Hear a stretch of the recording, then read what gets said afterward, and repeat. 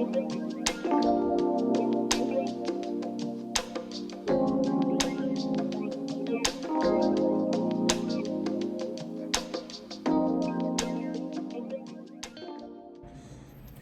hello, hello. Hey, hey, hey.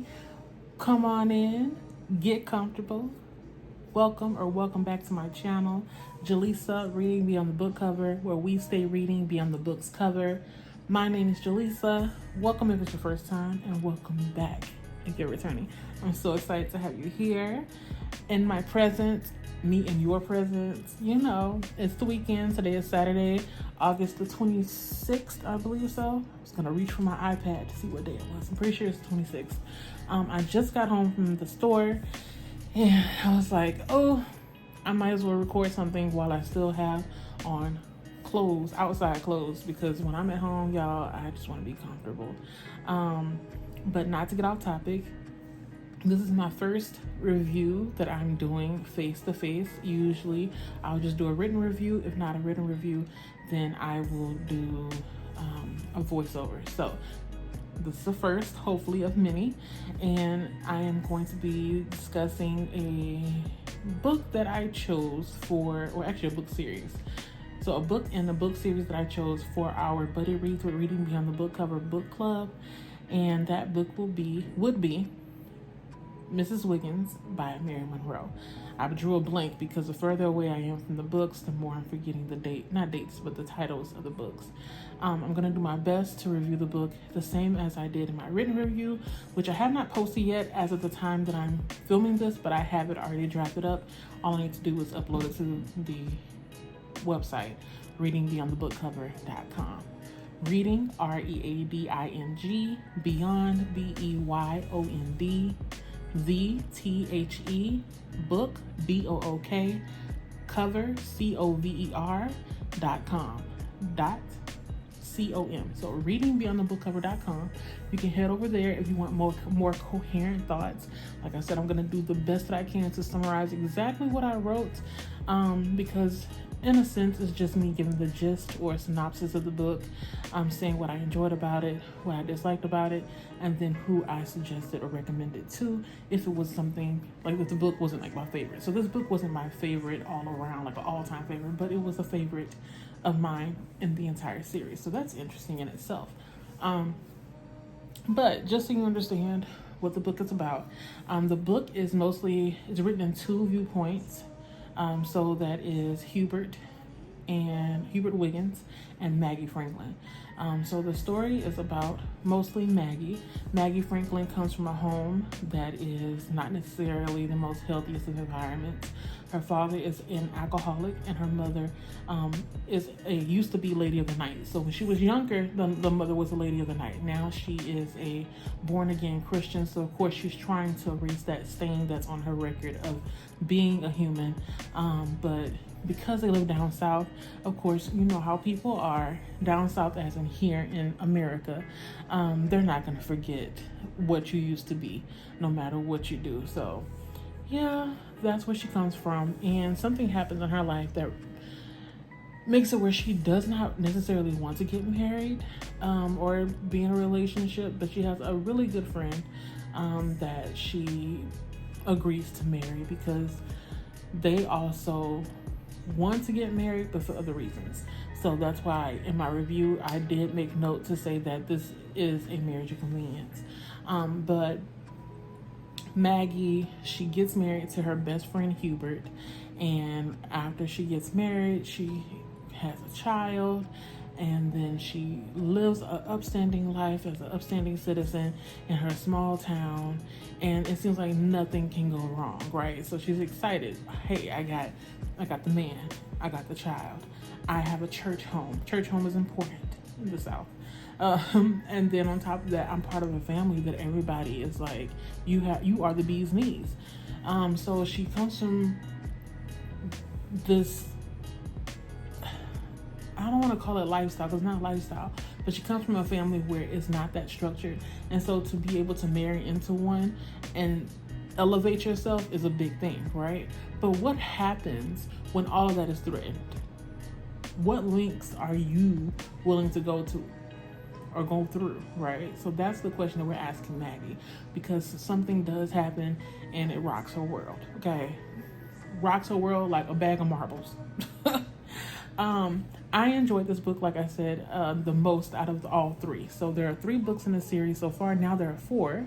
I found that out recently, and there has been a cover reveal. And the first book is this one, which is Mrs. Wiggins, and it's following Maggie Wiggins.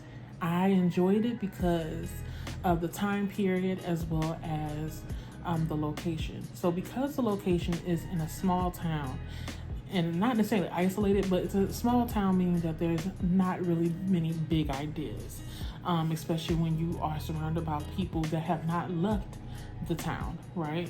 So of course, whatever you're talking about is whatever everybody else is talking about there. They're not really thinking on a bigger scale. So there's that. And then that means you have to be careful about how you talk about people or talk around people. Be careful about your movements. You can't really do things in secrecy. So that's why this book has an even, what is the word I'm looking for? It has even more of a catch to it, where it'll hook you in, because you're wondering, like, how are you going to keep up this secret when you know that the elements around you, the location, the way your life is set up, it's not conducive for that, right? So with each secret that comes up in the book, or each secret that has had to be kept, it becomes more and more dangerous. I don't know which book it was that I read, or even if it's like a quote from somebody else before I read another book, but there is a quote that I did read in a past book where it does mention that the most dangerous thing that you ever can encounter is a secret, and that is so true. So in this book, secrets start to stack up, and because of the time period, there are expectations of the characters, right? So they can't act the way that I would. That is why I was most interested in this book, because it forced the characters to be creative in keeping their secrets as well as living the life that they desire to have. You see, I'm trying to say things without saying things. It's really difficult, but that's what kept me interested in the book. Now, what I didn't like about the book was the fact that the vehicle or the foundation of where the story is built around deception and lies. Now, I'm not a person that subscribes to that, meaning that I'm going to tell you the truth. I don't see any point in lying, because if I do lie, then I feel like I have to remember that I told you that lie. I don't like doing that. It doesn't make me feel good, and I'm getting old. I'm bound to make something slip or let something slip. So it's best that I just don't do it at all. But in the book, everyone has to keep these secrets, and they have to continue lying, and have to continue remembering what they said. I don't know how the author was able to do it. I think I would have lost track, but this is something that not only happened in this book, but it continues on with the rest of the series. And so that's what brought the book down for me. Then on top of that, you also have like the repetitiveness, and I'm not really sure if it's just me being nitpicky, but the author also continuously would mention the same food in scenes. So Maggie, apparently she makes the best gumbo. I started counting every single time the book had the word gumbo, and it occurred so much that I lost count. And I don't, like I said in my review that I'm gonna post later on my blog. Again, you can check it out if you want more coherent thoughts. I'm assuming, I want to say that it may not be the writing style. It may be repetitive on purpose, because the author wanted to reflect how hard of a time it was back then. This book is set during the beginning of the, the Great Depression. So it's the Great Depression in the Deep South. And in the Deep South, a lot of foods that they would eat are mostly foods that nowadays you would see as scraps or the cheapest. I don't know how to explain it, because I didn't grow up eating it, but you notice that they're always eating pig feet or pig ear, pig something. So they ate a lot of pig, and then the gumbo. So me, maybe because I am a foodie, I like food, I like variety in my food. Seeing gumbo and pig parts coming up all the time, it grinded my gears. And in my review, I said it grinded my stomach, meaning that I was hungry. Like, what else do they eat? I need to know, is there something else? But like I said, I'm gonna give the author some grace. I want to say possibly, This is me just thinking out loud. She may have intentionally written it that way so that you can understand that people were unemployed. Unemployment was at an all-time low then. It's hard to buy food when nobody's really working. So now a lot of money is coming in, and that means that you're having to eat the same meal over and over again. So it's fine. Like I said, I'm going to give her grace. It was just a little annoying for me because I wanted to eat something else besides gumbo and pig parts everywhere I went. But other than that, I think that's the only two things that I really was like complaining about. The book, it was medium to fast paced. It's evenly paced. Like there weren't too many spikes of excitement, but there were, when they were, it was worth my time. Excuse me. The characters, they're likable for the most part, but not really. So what I mean by that is you feel for them, but at the same time, you feel more upset for them and upset at them for making the decisions that they make. But I think that because the book made me, I guess, upset, but not upset like, oh my God, I want to throw across the room. No, it wasn't like that. I was upset with the characters for the decisions they were making that were all built and based on lies and deception. Like, why? But I know me. I like drama. I like mess, just like anybody else. So, because the author was able to conjure up those feelings out of me, I'm going to say that is a true testament to her writing, how well she characterizes her characters, and not only the character, but the place as well. So like when you're reading the book, you are going to feel like you are a part of that town, whether you be a church member, whether you be a fly on the wall, whether you be one of the friends, who else? Family. You're going to feel like you are part of the small town, the small area. Now that I think about it, that's another thing that irritated me. But that's just me, because this is something that would bother me, but I'm pretty sure it's normal now still, and it was normal back then. Back then, as in the 1920s, 1930s, 1940s, back then. In the book, this is the last thing I'm going to say, and then I'm going to tell you who this book is for.